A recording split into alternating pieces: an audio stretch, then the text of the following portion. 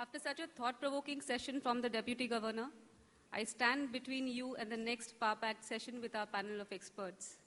And I promise you I'll not take long. Can I please request people to settle down?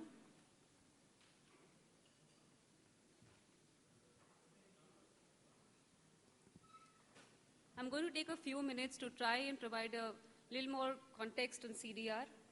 We're talking about this subject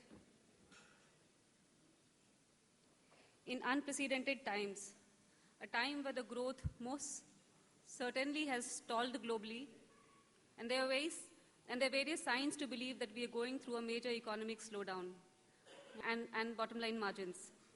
At the risk of stating the obvious, both operating and investing activity appear to be under stress, and this is clearly impacting the repayment capacity of borrowers. There's a range of views and opinions, including a variety of estimates in terms of prognosis for near-term and longer-term. But the point is, if the current situation persists, we face the prospects of the lenders being forced to recall loans and institute recovery proceedings. To avoid such a situation, restructuring of existing liabilities of concerned corporates seems necessary, which can be undertaken under the CDR platform or outside the CDR platform, depending on the situation. Let's just spend a few minutes on how CDR fits in here. And to begin with a simple definition of CDR. A CDR mechanism is a voluntary and non-statutory arrangement amongst lenders and borrowers outside the purview of BIFR and DRT and other legal proceedings under the broad guidelines laid out by RBI. Let me also now do a quick run-through about the objectives of CDR, which the Deputy Governor did take us through in details in the pure sense of the term. The objectives of CDR include providing timely and transparent mechanism of restructuring of corporate debt of viable entities. Viable is obviously the most important functional word here. Framework aimed at preserving viable corporates with multiple bank accounts and consortium accounts that are affected by certain internal and external factors, and minimize losses and share the pain with creditors and other stakeholders through an orderly and coordinated debt restructuring program. Let's now look at it from both the borrowers and the lenders' point of view on why CDR would make sense. When a corporate suffers liquidity crisis on account of internal or external factors, all of which were elaborated in detail by the Deputy Governor, it becomes difficult for it to meet repayment obligations and ensure regular interest servicing. Corporates a lot of time opt for short-term solution which may not be sufficient as the problem may be far more deep-rooted, and a short-term approach may only end up worsening the situation and pushing them further down. Most of the cases, as a last resort, is when the corporate decides to restructure the current debt portfolio by going to the CDR. Let's now look at from a lender's point of view, and there are a lot of senior bankers in the room today, so I'll just keep it very, very brief. But basically, the objective of the lender would be to ensure that a good asset where they're convinced about the viability of the project within a reasonable time frame, and they're very, very convinced about the credentials of the promoter, does not worsen. As an effective tool to transform non-productive assets into performing assets where viability is established, and as a preferred route where companies' turnaround is not in doubt and promoters' bona fides are well established. Let's now look at it at a macro level, and the Deputy Governor did share some numbers with us, but if you were to just take a stock of the cases that as of 31st of March, which were referred to CDR, about 392 cases were referred to CDR, and aggregate debt amount is about 2,06,000 crores. 75% of these cases that got approved were about 1,50,000 crores. 10% of cases which is in the final stages amounts to another 20,800 crores, and 15% of cases that have been rejected amount to about 35,000 crores. Some interesting recent trends in CDR.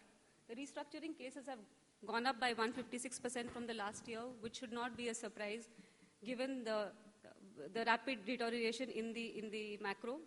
Banks have filed 29 new corporate debt restructuring cases in the first quarter of the current financial year, and the sectors worst impacted are textile, power, and infrastructure. There's also been an influx of small and medium-sized companies, maybe not to the satisfaction of the governor, but that's a trend that's there. Perhaps what's a little worrying is the loan restructuring in India is estimated to rise to $37.5 billion, or 3.5% of total loans by March 2013. The restructured loans could rise to as much as 6 to 7% by 2013. I'll now just take a minute to also take you through the work that's been done by Centrum in the area of corporate debt restructuring. And before I come to that, I guess it's more important to also look at the talent pool which supports the delivery of our services in this area. If you were to just go through some of the key people who work with us, Mr. T.R. Madhavan, who is the executive chairman, is also going to be moderating the panel discussion post. This has about 35 years of experience in financial services. Previously, CEO and MD of Dhanalakshmi Bank, and also had a very rich experience of heading credit in one of the largest banks of India, Bank of India. Mr. K.R. Menon, Executive Director, Project Finance, has about 30 years plus experience in banking, especially foreign branches and credit. He was previously head of Union Bank of California. Mr. P.R. Kalyan Raman, who had given the inaugural address in the morning, has about 38 years of experience. Last told was Executive Director of Federal Bank. Mr. S.K. Verma, who heads debt syndication, is about 40 years of experience in banking and financial services, and previously was heading the large corporate vertical of Union Bank of India. Mr. Chalu, who is our senior advisor in the southern region, has about 35 years of experience and previously CGM, SBI, and SVP Infrastructure Advisory at SBI Capital Markets. Shashi Kalur, who heads stressed assets, is about 40 years experience again and worked as a DGM in corporate debt restructuring cell. Ms. Vijay Lakshmi, Vice President Project Finance, 13 years of experience, is corporate banking as AGM with Canara Bank. And Mr. R. Anchan, the Vice President, 40 years of experience in credit syndication and worked with Bank of India in the past. So this is the kind of experience and accomplished professionals that we have which support the delivery in this space. If I were to just take a quick stock of the transactions, and it's been a relatively new business for Centrum, over the last 7 months, we've done transactions worth 5,700 crores. I'll leave you to read the slide. Broad-based across sectors ranging from textile, infra, FMCG to engineering and retail. I'll now take just a minute on providing a quick introduction to the part of Centrum which may not be very familiar to everyone here. Centrum is an integrated financial services company with about 2 decades of track record now. And we are organized around 4 business verticals. On the institutional financial services side, we provide investment and merchant banking services in both the areas of equities, public markets and private markets, and debt. Institutional equities, we provide institutional equities broking services to institutional clients. On the non-institutional side of the business, perhaps our most visible part of the business is Forex and travel services, where we are the second largest money changer in the country. Private banking, private clients group, and HNI broking is the newest addition to the group, which has had a significant traction over the last 1 year. We have some very, very strong client relationships, and I'm happy to share the quality of work that we have had. A significant proportion of repeat business comes in with these very highly engaged client relationships. I leave you with the journey of Centrum with what started as a niche debt house 15 years back is now an integrated financial services firm in a country which employs about 1,000 people, has a footprint in all the major locations in the country, and is present in all the major relevant areas of financial services. That takes me to the end of the presentation. Thank you for your patience. And I will now not take any delay the discussion any further. We have the privilege to have amongst the best experts and practitioners in the industry. I would now like to take the opportunity of inviting and introducing our esteemed panel members. Mrs. Sondara Kumar, she is a Deputy Managing Director and Group Executive Stressed Assets Management, State Bank of India, and is a member of the core group of CDR system. She was the former Managing Director of State Bank of Indore and also former CEO, SBI California and SBI Los Angeles Agency. She also has stints as General Manager, Retail Banking and Chief General Manager, Small and Medium Enterprises, Rural Business at State Bank of India. Mr. Sibi Anthony, Managing Director and CEO, Edelweiss Asset Reconstruction Company, a postgraduate in economics with extensive experience in project appraisal and corporate finance. Mr. Antony was also the former Executive Director, IDBI Bank Recovery Department, and former Executive Trustee, Stressed Assets Stabilization Fund, SASF, a Government of India trust. He's also been associated with the CDR system since its inception and was a former chairman, Impart Group of CDR Systems. Mr. S.K. Sangar, who's just joined us, presently holds charge of credit policy and MSME vertical at Union Bank of India. He's handled various credit assignments over the last 14 years and was instrumental in creating the mid-corporate and credit restructuring vertical at Union Bank of India. Mr. R. Sundaram is President Finance and Company Secretary at Indocount Industries, a listed NSE and BSE listed company. He has about 3 decades of experience in managing finance, accounts, and commercial function in areas of strategic planning, budgeting, commercial, and statutory compliance. He's also former President Finance with a leading pharmaceutical company. And he's also Director Finance with one of the PE portfolio companies. I now invite our Executive Chairman, Mr. Madhavan, to initiate the panel discussion. Over to you, sir. Thank you, Arpita. I welcome the panelists for this discussion this morning. I think the speech of Mr. Chakrabarti has laid the best foundation for taking this discussion forward. His speeches in our circles are not known as speeches, they are known as outbursts. Because it is because that he identifies himself with the subject so much, and whatever he says with passion, and whatever he does with passion. I think he has raised all the issues relating to the subject today, in today's context. There is nothing he has left untouched. Simply stated, the topic for today is the three letters CDR. Ever since the advent of these 3 letters CDR, I think there has been a sea change in the way restructuring is done in the banking industry. Nobody can deny this fact. As rightly brought out in the brief presentation, in today's context, the relevance of CDR is very high. So in this context, since the relevance of CDR is more, the topic for discussion today is whether it is necessary to refine the process, CDR process. Is there any way that we can fine-tune the process with a view to achieving the ultimate objective of the CDR? So this is the topic for discussion, and there is no denying the fact that CDR has been a wonderful mechanism, and the famous management consultant Dr. V.S. Kaveri, in one of his articles in The Banker in the issue of September 2011, has said that this is a certain example for the other developing economies.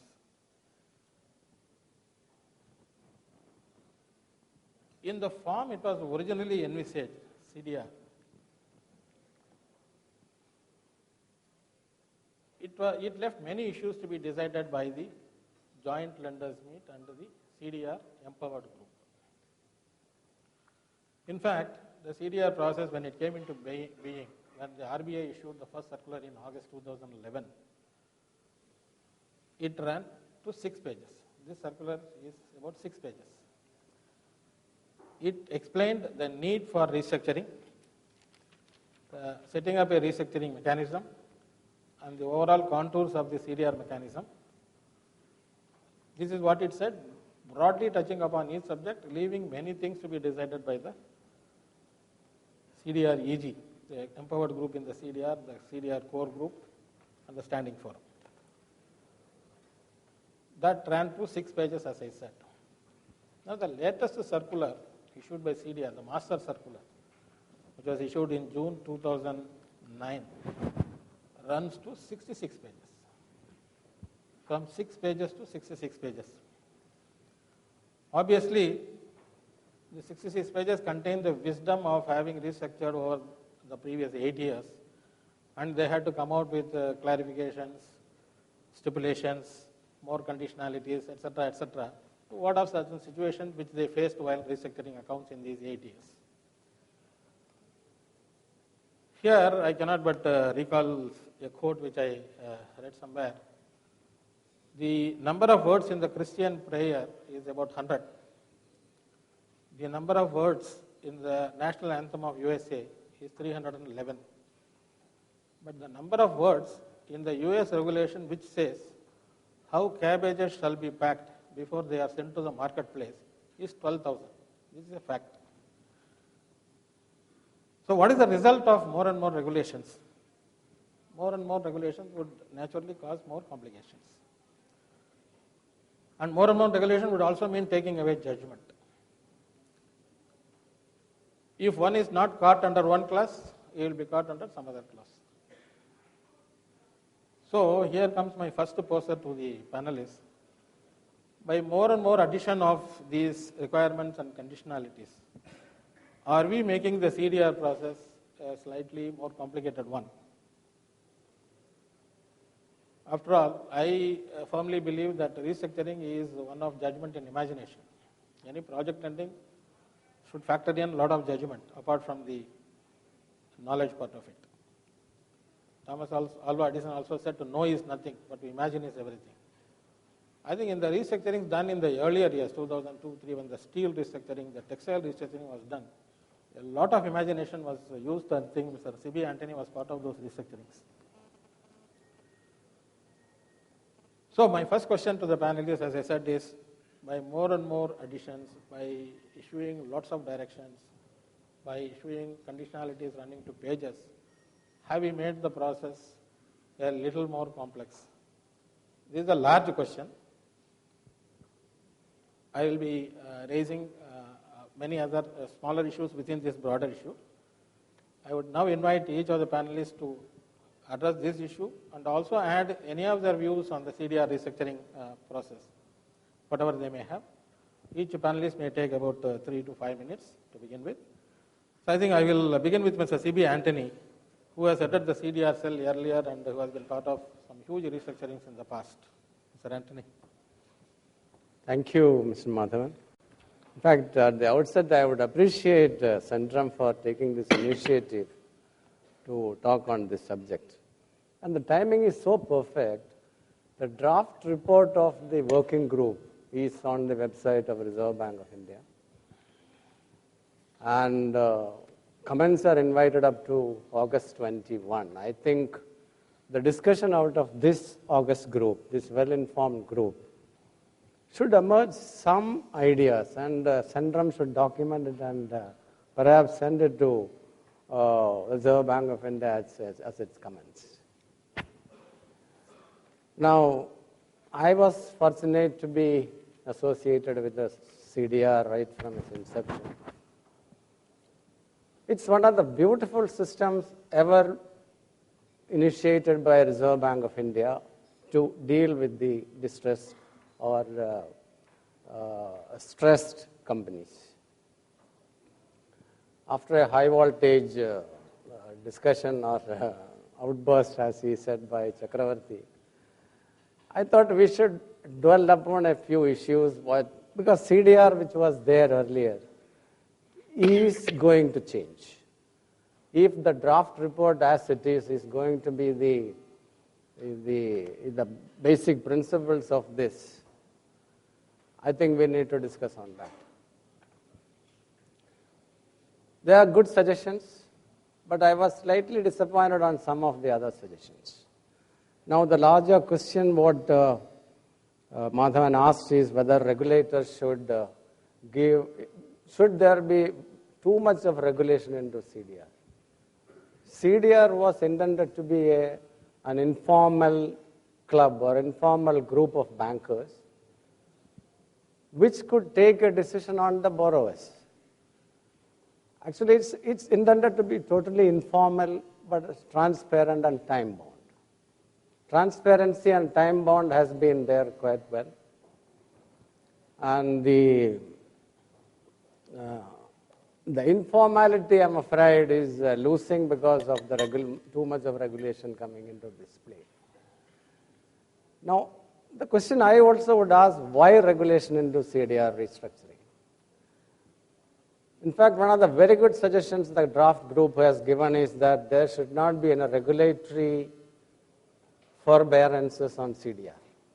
I fully agree with that. There should not be any regulatory forbearances on CDR. What was the regulatory forbearance given?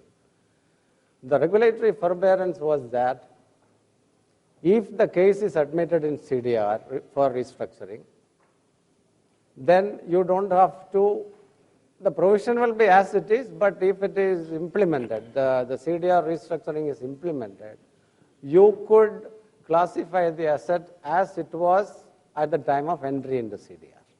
If it, at the entry into CDR, if it was standard, after implementation of CDR restructuring, you can classify them into standard and no provision. It is treated as standard. Perhaps it was given at that point of time as a regulatory forbearance to induce banks or give an incentive to banks to bring all difficult or stressed cases to CDR. At that point of time, perhaps it was required. I would think today that no regulatory forbearance should be given.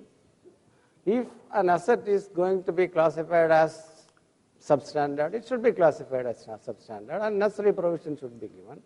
CDR restructuring should go on simultaneously. Why there should be a regulatory forbearance, I have not understood. It's not required.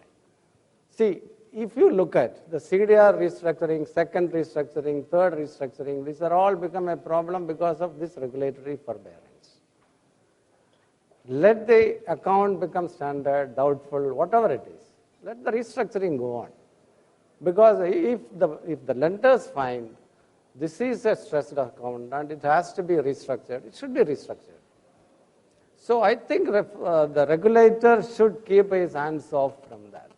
In fact, I was saddened to a large extent after seeing some of the recommendations of this group. We'll talk about it. Yeah, we'll talk about it.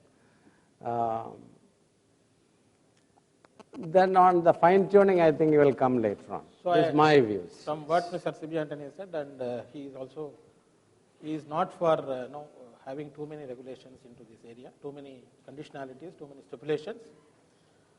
At the same time, he agrees with the view of the new working group, the working group which has come out with the report, which says that the regulatory forbearance shall be removed.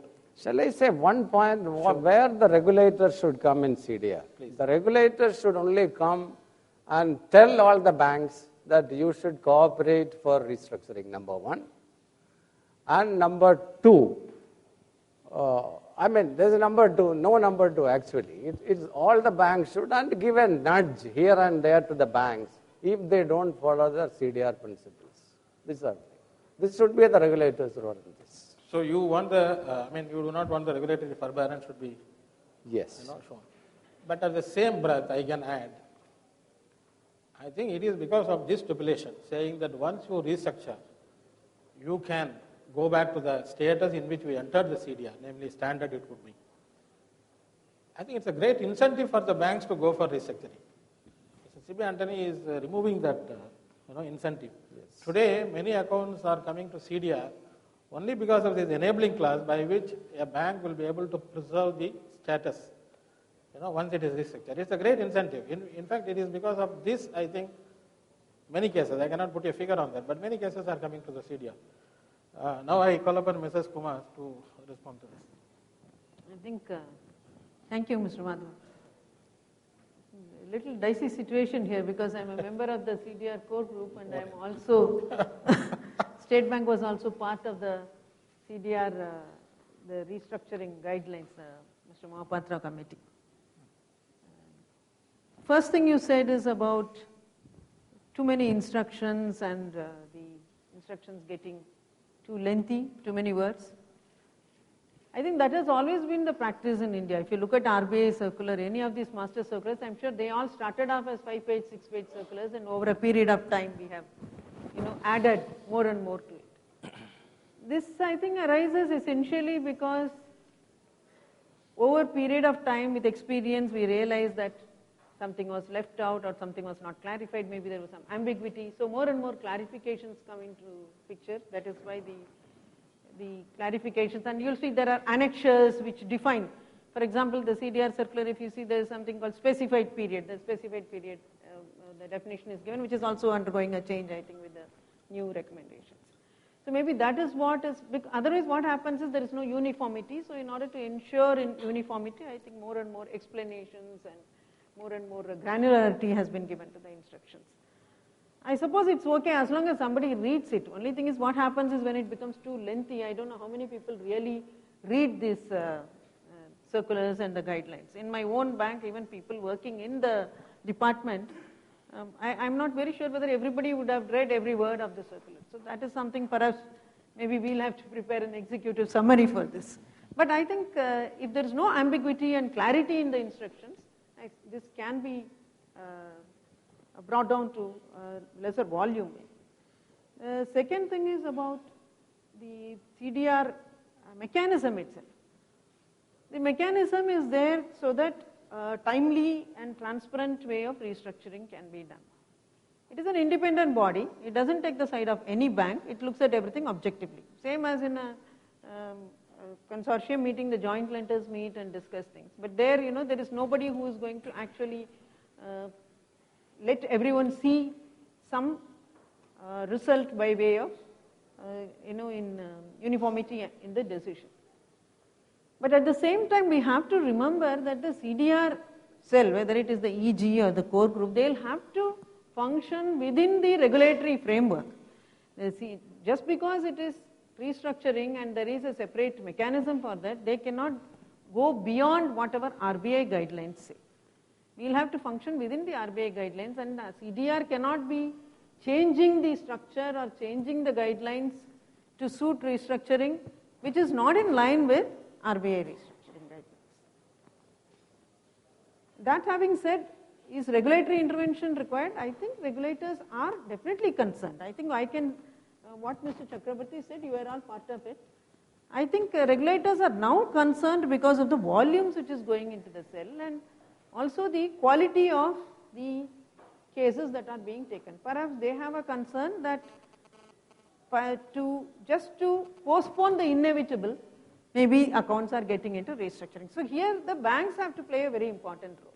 And in CDR, unless 75% the supermajority is available, an account doesn't get accepted for restructuring. So the bankers will have to take a very objective call on whether they want this account restructured or not. Whether it is viable, the TEV study has to be done, is the unit viable? Are we going to finally get out of this? Will the company become standard? Will they be able to pay the ROR? Will they be able to compensate the bank for the NPV losses that have been incurred? So unless the bankers take an objective view and then decide whether a particular case has to be taken to CDR, I think regulatory concern, I suppose, will continue to be there, because the NPA numbers which are shown, are they really reflecting the real NPA numbers? Maybe that is their concern. So I think regulatory intervention cannot be ruled out. Thank you, Mrs. Kumar. Exactly, what she said was very appropriate in the sense, a holistic approach to restructuring is required, not just, tweaking the figures. For example, they have given about half a dozen, viability parameters and all that while doing restructuring. Even if one or two are slightly out of the way, the normal tendency of the bankers is to tell the customer, you tweak the figures so that, you can bring it within these ranges. So in the last leg, what happens is the whole exercise of evolving a restructuring becomes a Excel sheet, exercise, rather than a holistic approach taking into account the point which she raised. The bankers are also worried about the accountability angle. Supposing some ratio is out of the way and still he recommends, there could be an accountability also. When it is not there, why do you recommend?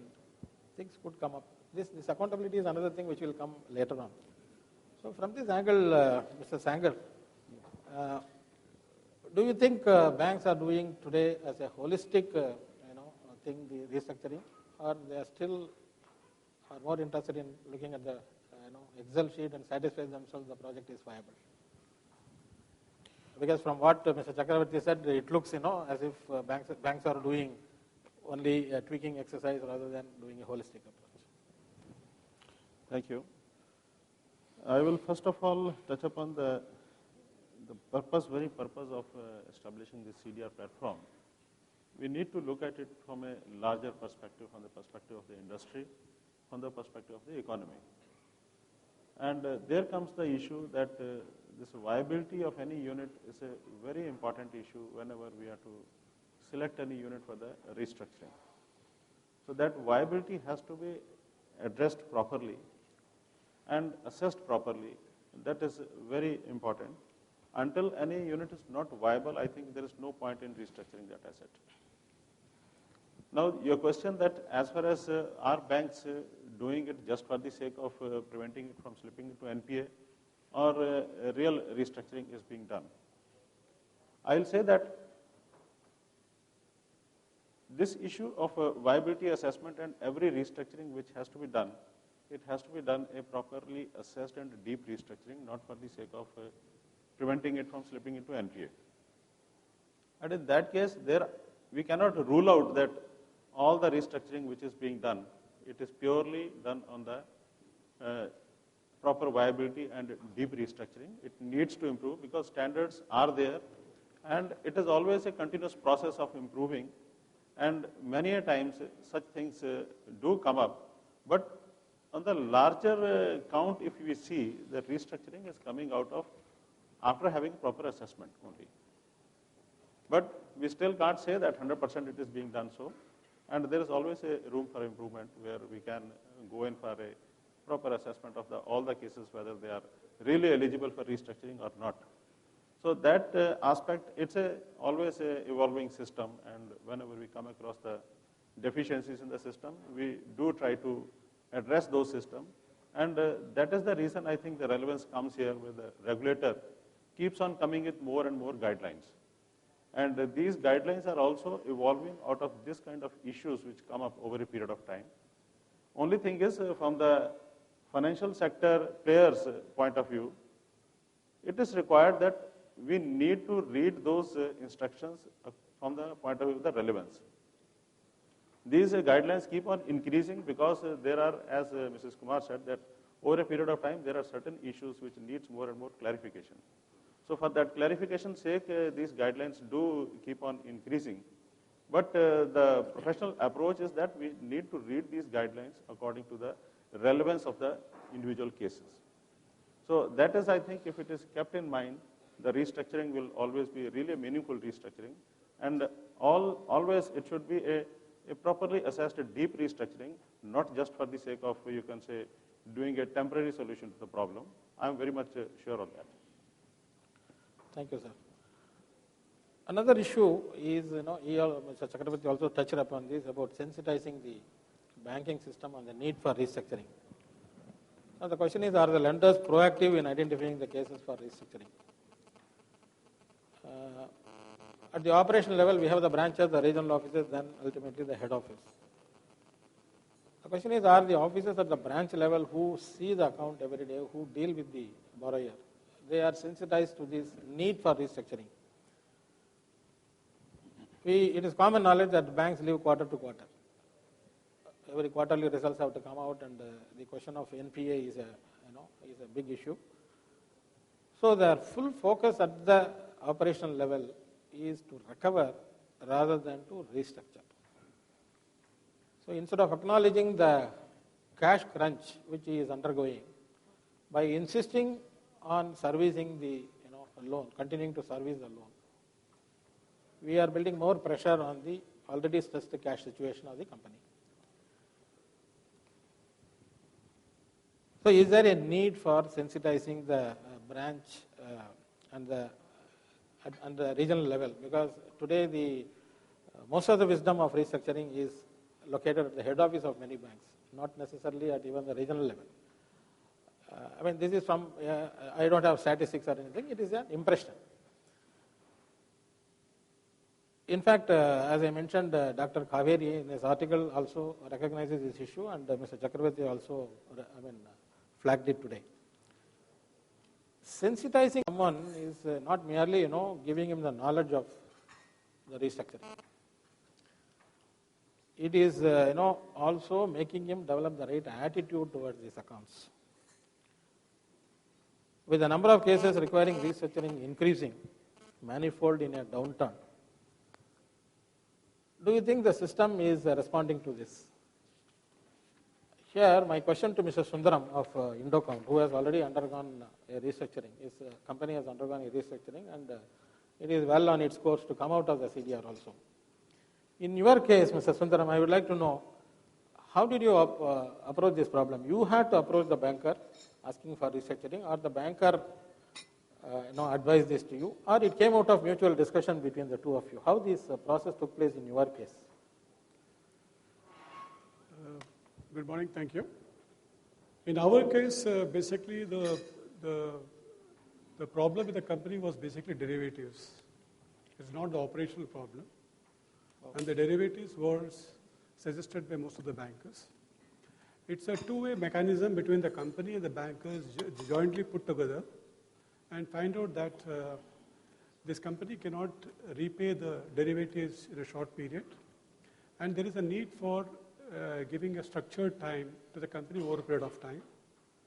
So it's a two-way mechanism between the bankers and the company jointly agreed. That's the reason we were able to get the CDR restructured in a short period of 6 months from the time it was referred. I would also put that when we approach CDR for restructure, when we approach all the bankers, they have been very cooperative.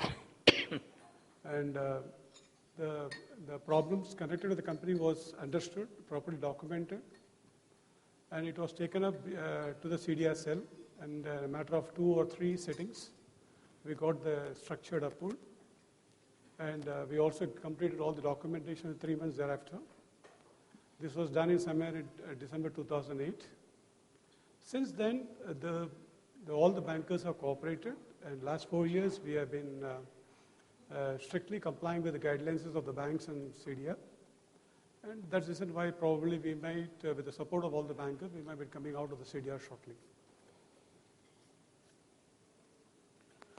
Thank you, sir. Excellent. I think in your case it all happened so smoothly. When was this, sir? It started somewhere the problem started somewhere in 2007 and beginning of January 2008. So CDR was also relatively free to handle your case, I think. Not the kind of plethora of cases which we see nowadays going to the CDR. When the subprime crisis started, and a matter of 3 or 6 months' time, and somewhere in June 2008, that's the time it got referred. Okay. And 6 months' time, it got paid off. Excellent. Everyone had the time to apply their mind and come out with a solution. Okay, connected with the question of the sensitizing the officers of the banks handling credit is the issue of smaller accounts. Mr. Chakravarti very rightly flagged this issue. I didn't have statistics, but I can say with an amount of certainty that in smaller accounts, the focus of the banks is to recover rather than to restructure. But Mr. Chakravarti could provide the statistics. He could collect the statistics from the banks. It was very obvious to us that smaller accounts are not receiving the right kind of attention they should receive in a downturn, because in a downturn they are the worst hit than even the bigger accounts. So from your experience of handling as a CDR cell, Mr. Anthony, can you throw some light on this issue? Can you put a figure on this, of restructuring done in the past? Because in the past, especially, the smaller accounts were not so many coming to the CDR. It is in the recent past that this awareness has come, that there is nobody looking at these smaller accounts, which is very rightly highlighted by the Deputy Governor today. Yeah, in fact, Madhavan, actually, CDR system was instituted basically for debt exposures more than 20 crores. And as you all are aware, in the initial stages, it was basically the steel, cement, fertilizer, all these companies going, liquidity constrained. In fact, they threatened the balance sheets of the banks as well. So more emphasis was given to multi-bank consortium arrangement, companies, assistances or exposures, very large exposures. Now, Mr. Chakravarti's point was about small scale. In fact, Reserve Bank of India, after CDR stabilized, in fact, after CDR for the larger cases was stabilized, Reserve Bank of India has brought out a circular for small and small SME cases, similar structure for CDR. And it was intended that SIDBI would, do the anchor role like IDBI does today. SIDBI would do. Somehow that has not picked up, perhaps because of the processes and structures what Chakravarti mentioned. Unless that is brought to the grassroots level, the branch level, the zonal level, this cannot be done. It's very difficult. Perhaps it's better to have each bank on its own, sensitize its own branches, its offices, how to deal with such situations. And in most smaller cases, there won't be consortium arrangements. So it's up to the bank itself, which has an exposure to do that restructuring before it becomes an NPA.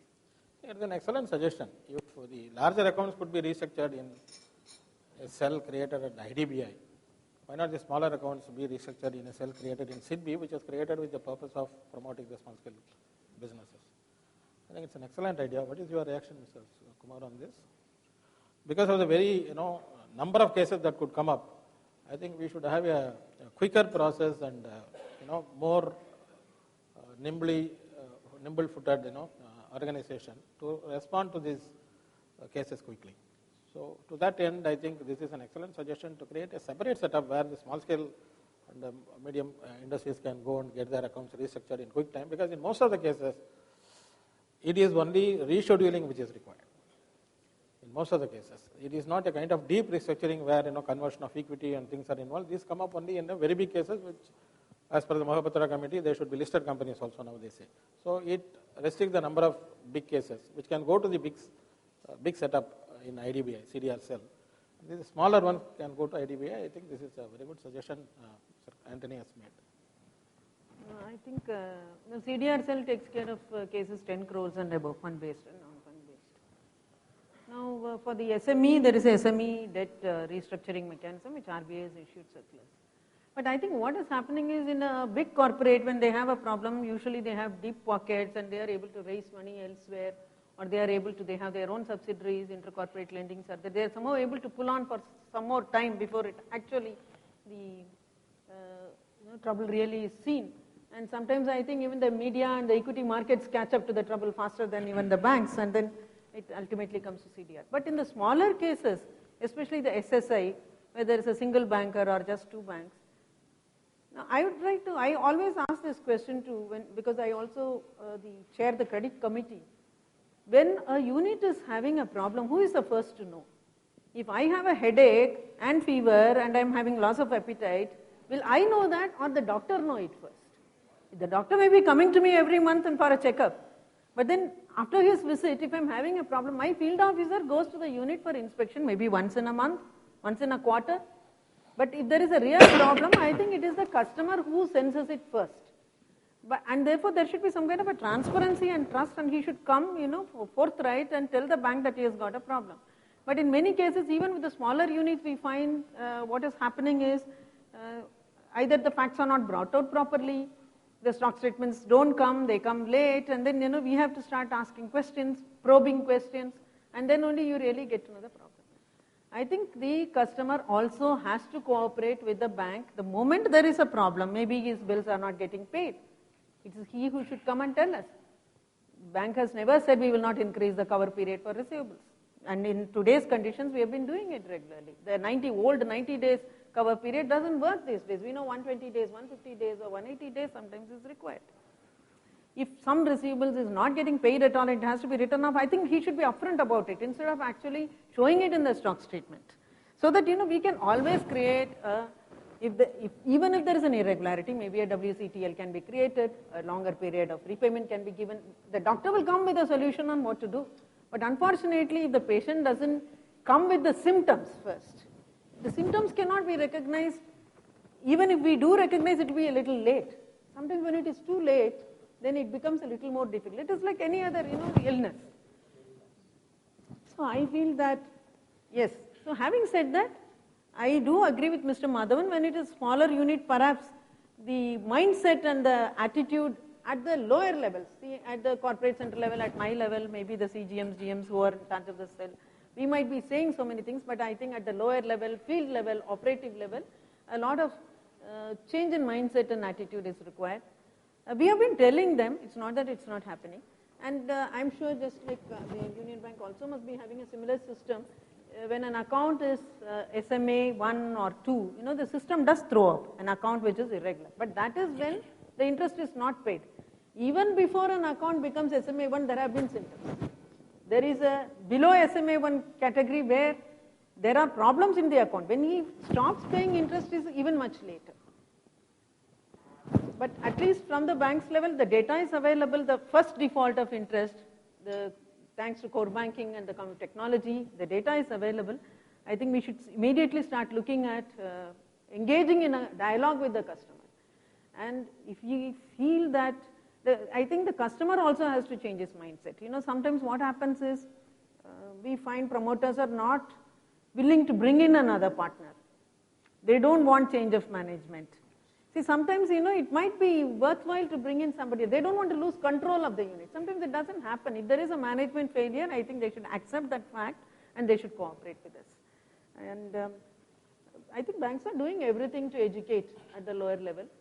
I'm sure that the SME debt restructuring has not really caught up as much as the CDR restructuring. I think that should improve. There is a lot of scope, and we look at that definitely. So what happens at the lower level? This is recognized very long time back. I think in the year 76 or 77, there was a Bide committee report on rehabilitation of securities. It paid encomiums to State Bank because State Bank never waited for this report. From 1960, they were doing rehabilitation. That the report recognizes that also. In that, he has very rightly analyzed the mindset of the bankers and the entrepreneur in a situation like this. He has visualized a wall coming between them. When the account turns bad. The treatment which the banker gives to the account is totally different. And I could say the entrepreneur avoids the banker. Entrepreneur avoids the banker. No, I think it is a great psychological, barrier which develops between these two people, which takes away the, very essence of the whole exercise which has to be done, namely restructuring. As Mrs. Kumar rightly said, I think as the interested party, it is up to the customer to go on educating the banks. Go and meet your banker every quarter at least. Tell him what is happening in your industry. Be transparent. Tell him your problems. So that you educate him over a period of time and you don't take him by surprise in the month of January or February when he is facing 31st March balance sheet. This is very essential. Otherwise, the attitude of the banks will change. Bankers are doing their business within the framework given by the regulator. I think this is a two-way traffic, and I think only time will say, to the extent possible, the banks will educate the officers. I think forums like FICCI, CIA, etc., should educate the industrial fraternity, the business fraternity, so that this bridge is gapped. I mean, the gap is filled properly. Yeah, please. I think if it is just one bank or two banks, I think the structure like what Mr. Anthony said may not be really required. In fact, I have had cases where it is State Bank and one of our own associates. I mean, I don't think we should go to a forum. I think it is better to sit across the table and do the restructuring. But when there are more banks and the amount is, maybe we'll have to fix a threshold and then look at some kind of a centralized forum. Absolutely. Otherwise, banks do have their own rehabilitation cells at every regional At least at the office. controlling level. Yes. Yeah, controlling. That is, I'll also subscribe to the same, that banks do have that setup within the organization to address such issues for smaller units. And as it is being discussed, that more what is required is the creation of a mutual trust amongst the borrower and the banker. And particularly in case of smaller unit, what is required is a banker should not only act as a financial partner, it should act as a counseling partner also. Because in the smaller unit, the entrepreneur is having so many compulsions. He has the compulsions of, you can say, managing his resources, managing the marketing, managing the labor and other things. And this managing the finances comes as a last priority for such entrepreneurs. That is where the role of a lender comes into picture to act as a counselor. And in that process, this counseling should be there. Wherever stress is felt, as discussed rightly, that borrower should also come out honestly at the right time, that yes, I have a problem and how it can be resolved. And banker also should come forward with a compassion, because smaller units need a compassion and larger unit needs a mode of professionalism. So that is the attitude which need to be developed, and to an extent it is to be sensitized also. Absolutely. Another thing is amongst the borrower as well as amongst the bankers also. There is a common feeling that once your account is restructured, as if something untouchable has been done. That should not be the attitude. So these are the things which I think over a period of time can evolve, but more stress can be given to create that kind of atmosphere, where the borrower should also be transparent to come forward timely, that what is his requirement and what's the problem, and lender should also be able to lend a proper helping hand at the right time. But at the same time, I'll say that there is a need in our system to modify to some extent that this second restructuring, what we consider that at the time it should become an NPA, or now as per the Mahapatra committee recommendation also, at the very first instance, it need to be downgraded over a period of time after this forbearance period. And that is okay for the bigger units. But for the smaller units, I feel that this criteria should be little relaxed. There may be circumstantial, there may be because of the errors of the entrepreneurs also, some circumstances where more restructurings may be required from time to time. And at that time, these subsequent restructurings for the smaller units should not be treated as an event of, you can say, downgrading the asset. And if that kind of provision is brought in, bankers will also be more forthcoming in offering the restructuring, and borrower also probably will be more forthcoming to come out problems at the right time. In a lighter vein, I can add, we have this saying, in respect of anything, this can happen only in India. This counseling, handholding by banks can happen only in India, because in the United States, there is a concept called lender's liability. If the banker is seen to be advising the customer, and that on that advice the customer goes wrong, he can disown the liability. He can even sue the bank for lender's liability. I think, thank God that we are in India, where we try to work together. Before I go to the smaller operational matters, I want to ask Mr. Sundaram a few questions. So there is a fear in the minds of corporates that going to CDR raises the red flag among your stakeholders, and there is a stigma attached to a company going to CDR. When I say the stakeholders, not only the shareholders and other creditors, but I mean specifically your suppliers. The suppliers could think that you are under stress, and they may not offer the same terms which they were offering earlier. What happened in your case, and what is happening generally in the industry as far as the stigma goes? See, our experience is moment a company is referred to probably the earlier BIFR and also into CDR, it is always construed as a defunct company where everybody would like to pull out their resources as early as possible. Now, once it is referred to CDR, there is a support required from everybody, be the employees, be the customer, be the supplier, be the bankers, be the government, everybody. So even if one of them pulls out the support, it's bound to collapse. So in our case, what happened? Since the operational problems, since the referring to CDR was not due to operational difficulty, we were able to stress the supply a little more during the period of consideration of CDR. And probably after 6 months post CDR approval, the operations came to a normal thing. So it requires a lot of support from various stakeholders. The second portion is when you talk of restructuring, you're talking of restructuring of the loan exposure on the date of when they refer to CDR. If a company is so confident of generating cash without any support for incremental working capital, then the company would not have been referred to CDR. The fact that post CDR, it requires a lot of working capital support. And there are lenders, or two sets of lenders. One is the working capital lenders, other is term loan lenders. The burden always falls on the working capital lenders to keep on supporting the company. And the cash flow which is coming on the waterfall mechanism goes to term loan lenders and also partly to working capital lenders. A stage will come where the term lenders gets paid off over a period of time, over a period of 5 years' time, and the working capital lenders keeps on expanding the exposure.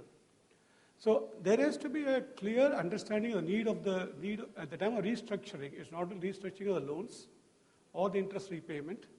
It's also the working capital need required to ensure that the cash generation of the company is positive, by which the waterfall mechanism can allow the company to pay to all the lenders. So in our case, we had a little bit of difficulty. So whenever we had difficulty, we always went to the working capital lead banker. So they have been supporting us substantially.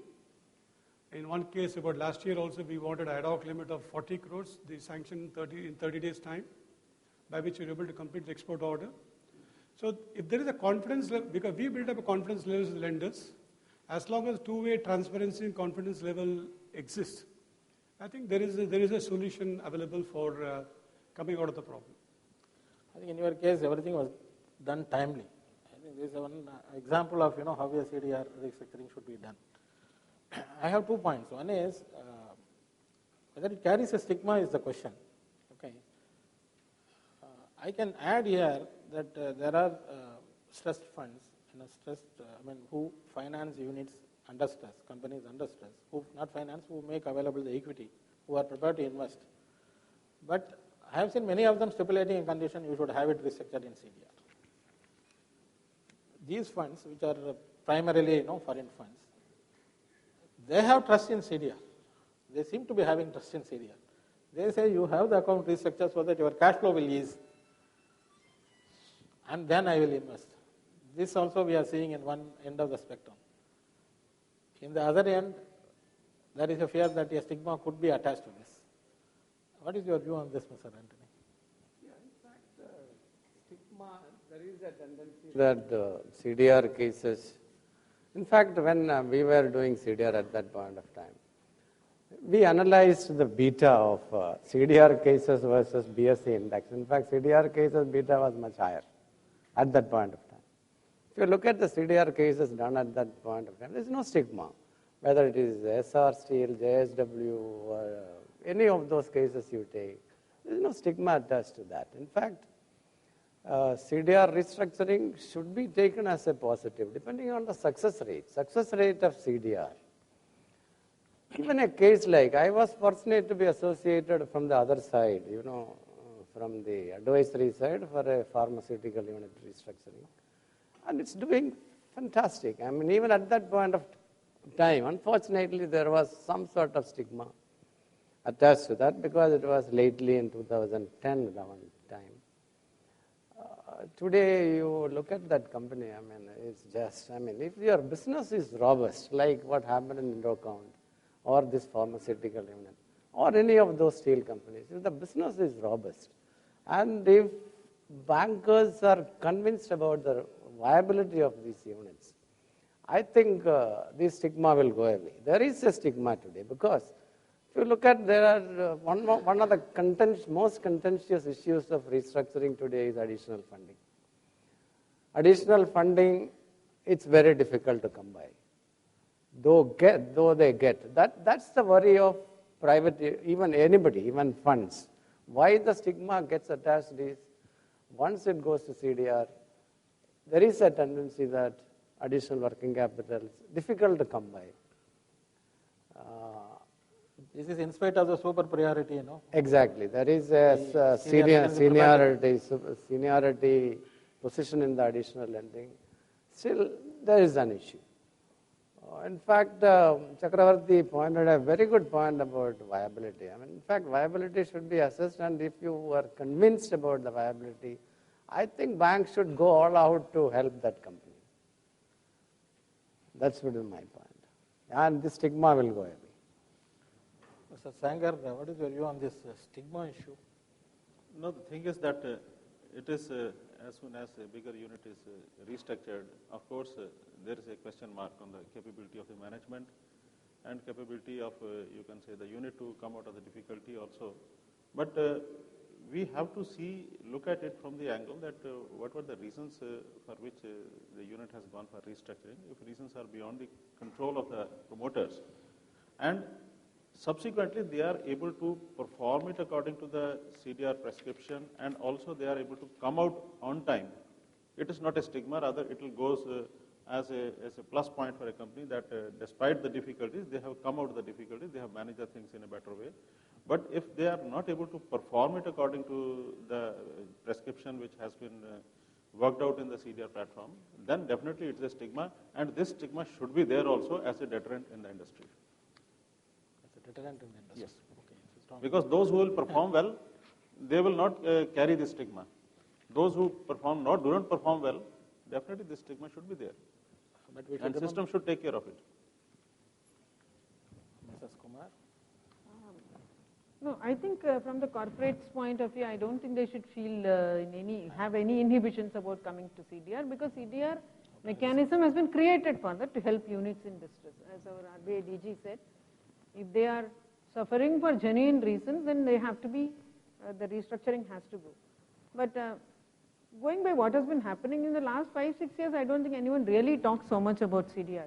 But I suppose there is a lot of media attention also now. I see 3-4 people sitting there, Gopika and Manju, and see, every time there is a CDR EG, I get so many SMSs. Now, why should restructuring be considered as something which needs so much of media attention? This is a very natural thing. Given the macroeconomic conditions and given the fact that global conditions have also been affected, and that there are units which for genuine reasons have taken a hit. And therefore, the banks are coming up with a program to rehabilitate them. This has been done for ages, it's not now. Bank has always been doing the rehabilitation. I think maybe especially the bigger corporates feel a little inhibited because of the media importance that is given to restructuring. That is my feeling. But I think there is no stigma. Only possibility is that I have heard customers tell me that, if I go to CDR, then, for me to raise funds through private equity becomes an issue. But like Mr. Madhavan says, there are funds which especially invest in this kind of units.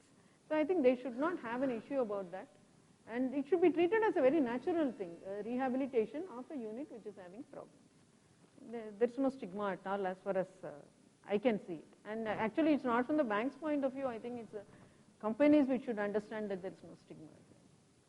And I request the media friends to cooperate. Connected with this,